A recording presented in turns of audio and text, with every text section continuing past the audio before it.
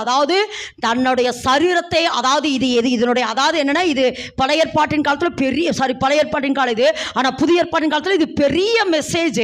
ஆனால் ஒரே ஒரு வார்த்தையில் சொன்னா, அவனுடைய முழுக்க முழுக்க மாமிசம் மறைக்கப்பட்டிருக்கணும். எல்லாரும் ஆமென் சொல்ல. முழுக்க முழுக்க எதை மறைக்கப்பட்டிருக்கணும்? மாமிசம் சொல்ல, அல்லது நிர்வாணம்னு சொல்ல, இதெல்லாம் முழுக்க முழுக்க முழுக்க அவனுடைய மாமிச எண்ணங்கள், மாமிசத்தினுடைய கிரியைகள் எல்லாம் மறைக்கப்பட்டு இத்தனை ஆவிக்குரிய வஸ்திரத்தோடு போய் தேவ சமூகத்தில் நிற்கிற போது அவன் கர்த்தரிடத்தில் எதை கேட்கிறானோ அதை உடனே அவர் கொடுக்கிறதுக்கு வல்லமையுள்ளவர். ஏன்னா அந்த வஸ்திரத்தினுடைய அதிகாரங்கள், ஆமென் என்று சொல்ல, அந்த வஸ்திரத்தினுடைய அதிகாரங்கள். அப்போ இதை இவன் போட போட போட இவனுக்குள் என்ன வருதாமா?